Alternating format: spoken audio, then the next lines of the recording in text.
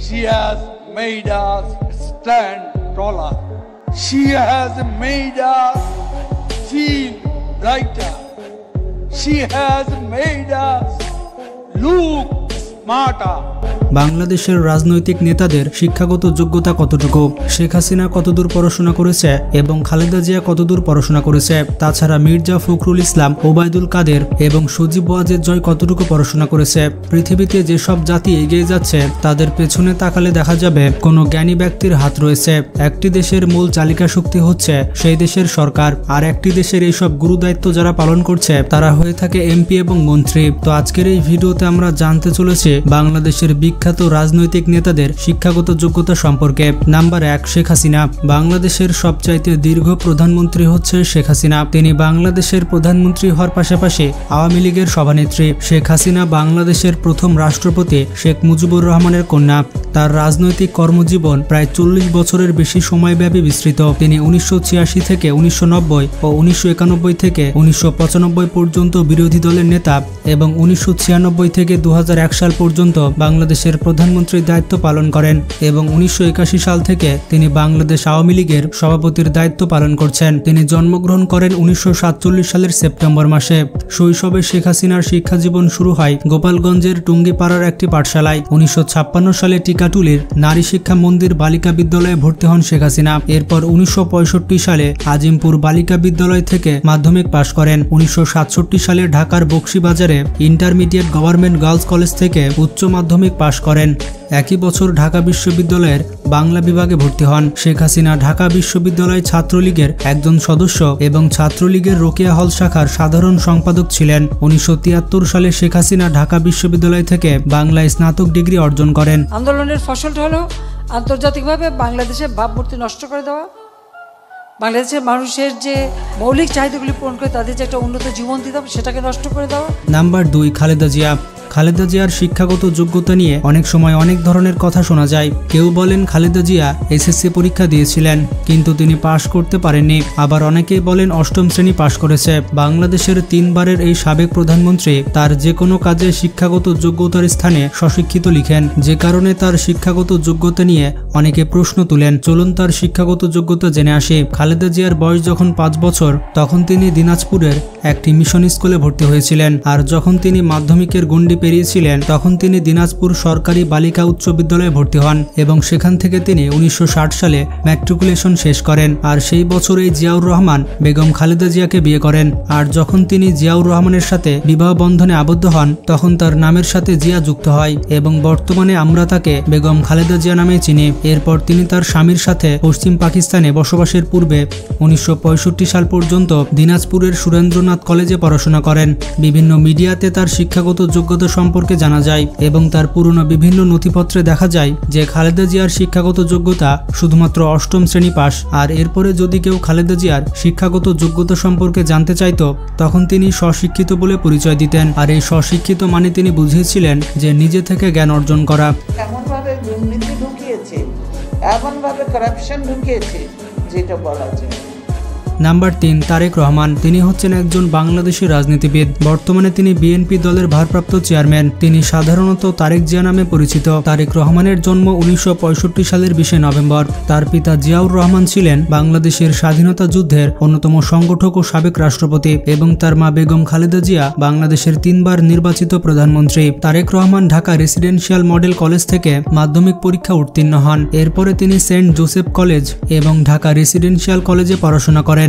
1984 সালে তিনি ঢাকা বিশ্ববিদ্যালয়ে প্রথমে আইন বিভাগে এবং পরে লোক প্রশাসন বিভাগে ভর্তি হয়েছিলেন, কিন্তু তিনি স্নাতক শ্রেণীর পড়াশোনা শেষ করতে পারেননি। পরবর্তীতে তিনি পেশা হিসেবে ব্যবসাকে বেছে নিয়ে বস্ত্রশিল্প ও নৌযোগাযোগ খাতে বিনিয়োগ করেন। বর্তমানে তারেক রহমান লন্ডনের একটি বিশ্ববিদ্যালয়ে আইনশাস্ত্র নিয়ে পড়াশোনা করছেন। সারা দেশে শহীদদের লাশের সারি আর আহতদের কান্নায় বাংলাদেশ যেন আজ এক রক্তাক্ত কারবালা প্রান্তর। নাম্বার 4, সজীব ওয়াজেদ জয়। সজীব ওয়াজেদ জয় 1971 সালের 27 জুলাই জন্মগ্রহণ করেন। তার বাবা এম এ ওয়াজিদ মিয়া একজন খ্যাতনামা পরমাণু বিজ্ঞানী ছিলেন। তার মা বাংলাদেশের বর্তমান প্রধানমন্ত্রী। তার নানা হচ্ছে জাতির জনক বঙ্গবন্ধু শেখ মুজিবুর রহমান। 1975 সালে তার নানা শেখ মুজিবুর রহমান হত্যা হওয়ার পর সজীব ওয়াজেদ জয় তার মায়ের সাথে জার্মানি এবং লন্ডন হয়ে ভারতে রাজনৈতিক আশ্রয় নেন, যার কারণে তার শৈশব এবং কৈশোর কেটে ঘটেছে ভারতে। Sajeeb Wazed Joy Saint Joseph college থেকে স্নাতক শেষ করেছেন। এরপর যুক্তরাষ্ট্রের দ্য ইউনিভার্সিটি অফ টেক্সাস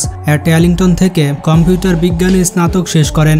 পরবর্তীতে হার্ভার্ড বিশ্ববিদ্যালয় থেকে লোক প্রশাসন নিয়ে স্নাতকোত্তর ডিগ্রি অর্জন করেন। বর্তমানে তিনি স্থায়ীভাবে মার্কিন যুক্তরাষ্ট্রের ভার্জিনিয়াতে বসবাস করছেন। আপনারা তরুণরাই বাংলাদেশের ভবিষ্যৎ, বাংলাদেশকে আপনারা আরো এগিয়ে নিয়ে যেতে পারবেন।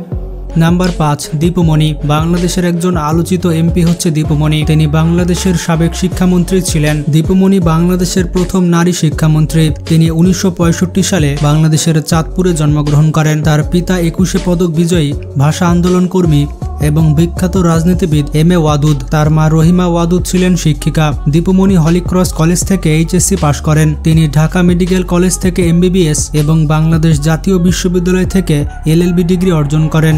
এমবিবিএস ডিগ্রি অর্জন করার পর মার্কিন যুক্তরাষ্ট্রের জন হপকিন্স বিশ্ববিদ্যালয়ের স্কুল অব পাবলিক হেলথ থেকে এমপিএস ডিগ্রি অর্জন করেন।